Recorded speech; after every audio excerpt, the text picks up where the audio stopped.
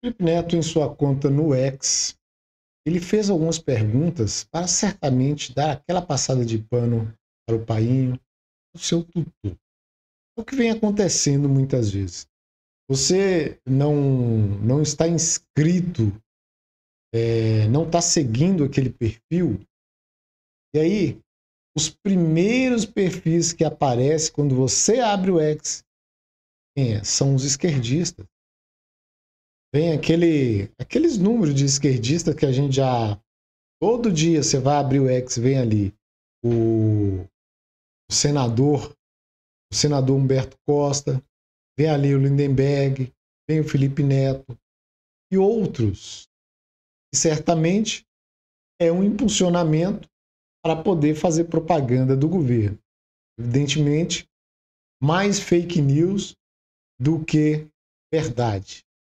Verdade, então, é muito difícil a gente ver. Então, eles tentam realmente passar pano. Mas antes de prosseguir, eu vou pedir para você se inscrever no meu canal, dê seu like, se achar que deve, compartilhe esse vídeo para que esse canal ganhe relevância, porque é complicado a gente tentar crescer aqui nessa plataforma e ainda falando dessas questões que eu falo aqui é complicado. Mas eu peço aí ajuda, compartilhamento para que a gente consiga ter uma relevância melhor, né, do que já vem tendo. Então tá aí as perguntas, os questionamentos do Felipe Neto. Gente, já saiu a contagem de quantas igrejas foram fechadas pelo Lula? Pois é uma questão, essa questão de fechar igreja, questão referente à religião, que São Jumento não sabe que isso é um processo mais longo. Primeiramente, o que acontece? O líder autoritário, ele usa a igreja para conseguir chegar ao poder. Porque, para eles, a religião é aí um instrumento de controle das massas. Mas a partir do momento que determinada corrente religiosa passa a ser um empecilho, esse líder, então, começa a perseguir os seus integrantes. A gente já viu, né? Temos aí alguns integrantes que já estão sendo perseguidos, até mesmo desde antes do Lula assumir esse mandato. Um exemplo é o pastor André Valadão, que precisou asilar nos Estados Unidos para não ser preso aqui, porque ele falou. Falou que a verdade. Ele falou a verdade e tentaram prendê-lo aqui. Inclusive, ele foi calado, né? As suas contas nas várias mídias sociais, ele não consegue mais falar com seus seguidores, com os religiosos da sua igreja, não consegue. Ele teve que dar seu jeito lá nos Estados Unidos. E depois, já nesse governo, houve prisão de religiosos. Então, essa aí é a primeira resposta referente a esse questionamento do Felipe Neto, que pergunta quantas igrejas já foram fechadas. Como eu disse, um processo. Esse processo já começou até antes. Né? Outra pergunta que ele faz aí é referente às drogas, perguntando se já foram todas legalizadas. As drogas, elas não foram legalizadas porque o governo ainda é minoria no Congresso. E até já tentaram fazer através do seu braço mais forte, que é a Suprema Corte. Pela Suprema Corte, as drogas que eu digo aqui, o uso e porte de maconha já teria sido legalizado. Já teria sido legalizado. É uma droga, a gente sabe que abre portas para outras drogas mais fortes e que leva realmente o sujeito a uma dependência, né, criminosa aí, já que o Estado é que acaba, né, atuando, como a gente já viu nos Estados Unidos, lá na Califórnia tem ali um local ali, é complicado, né? Tem outros países também que aderiram a essa liberação da droga e estão sofrendo consequências hoje. E esse deve ser o mesmo desejo do financiador do Felipe Neto, que é o Jorge Soros, que é a pior influência hoje para o Brasil. Então, o Jorge Soros financia aí a ONG do Felipe Neto. Né? É a respeito desse financiamento que eu estou dizendo. Quanto ao terceiro questionamento que ele faz aí, perguntando-se quanto tempo para virarmos a Venezuela. Falta quanto tempo para virarmos a Venezuela? Bom, destaco que o Brasil teve 4 anos do governo Bolsonaro, muito abençoado por sinal, apesar das medidas do PT e seus puxadinhos, né, usando aí o judiciário contra o país, principalmente durante a crise sanitária.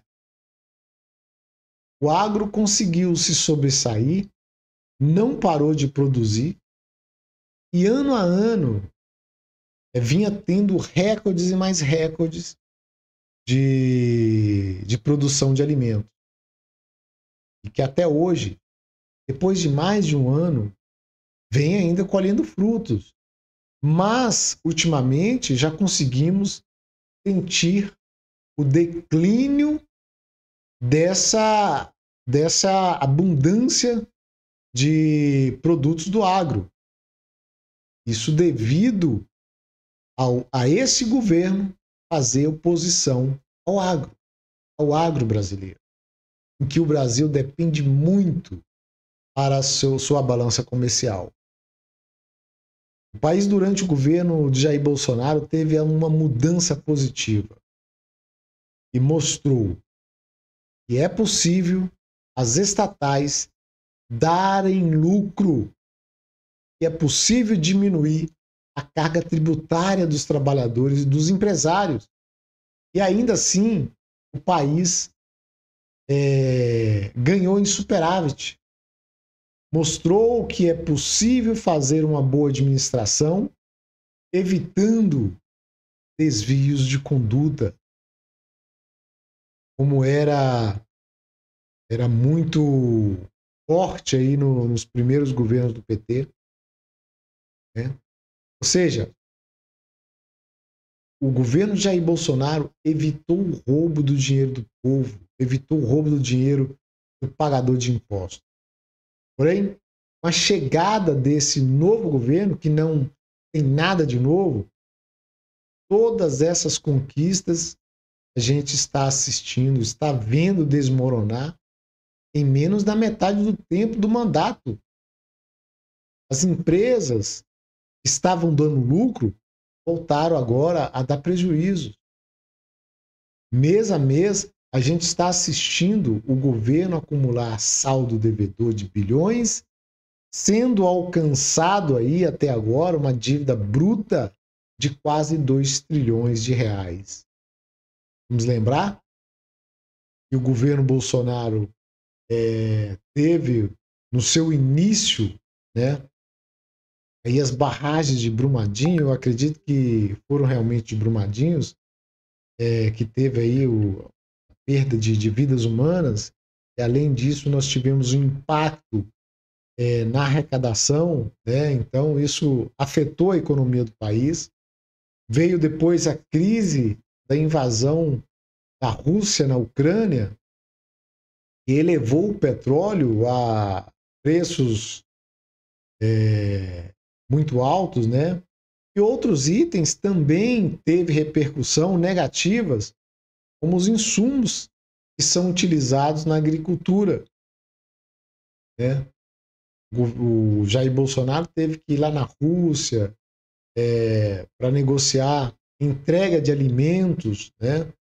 Então, depois veio aí a pior crise sanitária, quando o país parou de produzir e começou a gastar muito para garantir a compra de medicamentos, os equipamentos hospitalares, gastou para não deixar os estados e os municípios ficarem inoperantes, para que as empresas privadas também não parassem, né, não quebrassem, não demitissem, não fizessem uma demissão em massa de trabalhadores.